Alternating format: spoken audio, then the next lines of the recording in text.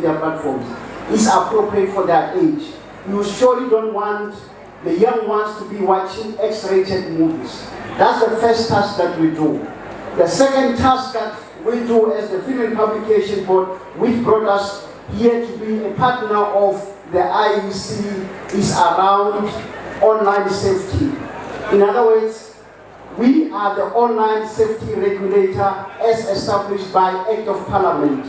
In other words, the social media platforms that we use on day-to-day basis, they get regulated by this entity called the Film and Publication Board.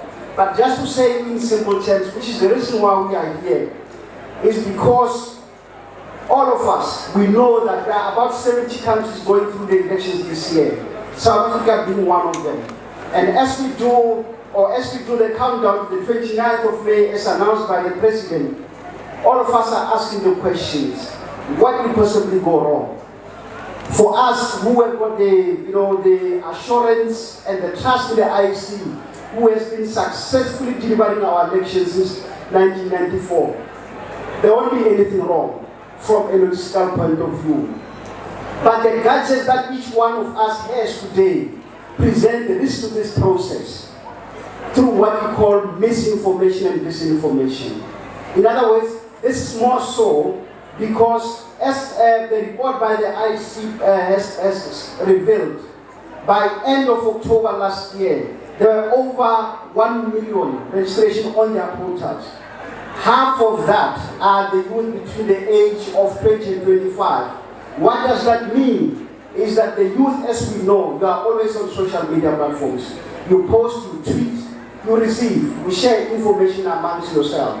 But the question is that information that being shared credible, coming from credible sources? Not a lot of them. Sometimes we share information innocently, not knowing that this information is not credible. Innocently. That's what you call misinformation. You share information that is not intended for harm. But there is also information that is shared deliberately to cause harm to any process, including this process that the ICE is going to be involved in. And that's what you call disinformation. In South Africa, that might not have been the case previously. But now, drawing on the lessons from other elections elsewhere, Nigeria, Kenya, even the US, that's a global risk that everyone is facing around elections. The World Economic Forum, which is a global body, has identified misinformation and disinformation as the biggest risk to face the world in the next 2 years, to create social divisions, social unrest, and so forth.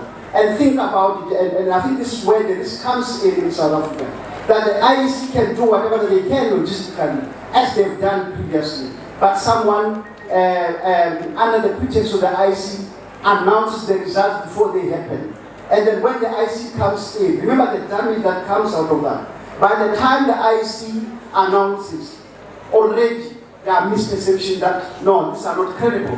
They are changing their opinion. So that's the work that the FPB is responsible for, to make sure that this process is not undermined by acts of misinformation and disinformation. And what is it that we'll be doing as the FPB? One, we'll continue in this kind of partnership with the IC to raise awareness of information and misinformation. In other words, sharing with the public on the dangers of misinformation and disinformation. So make sure that that which you share, you know is coming from a credible source.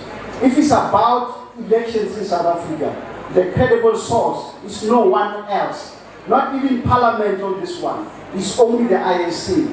If it's about the general news, we've got credible news sources in South Africa, your News Africa, your ENCA, your SABC, and so, News 24, and so forth. So those are the credible sources. I can't be a credible source on elections because I haven't been mandated to do so. The second thing, which is quite important, is we will be monitoring whether there are acts or content that is misinformation, disinformation, that is distributed, and will be effecting what we call takedowns. In other words, if you see any content that you're not so sure whether it's the right content, you've got the right to do two things. One, raise that with us. We've got a strong electronic monitoring team. We'll be monitoring that to ensure that they remove that. We do what we call takedowns. In other words, if we see that the content has no credibility, we either take it down ourselves or we add or we request the social media platforms to take it down. And we'll be doing that quite a lot. And if you see also something that is misinforming or disinforming the public, you can raise a complaint with us as the FPB, because that's what you do. We'll be managing the public complaints, raise whatever, we'll investigate the complaints and make sure that is resolved.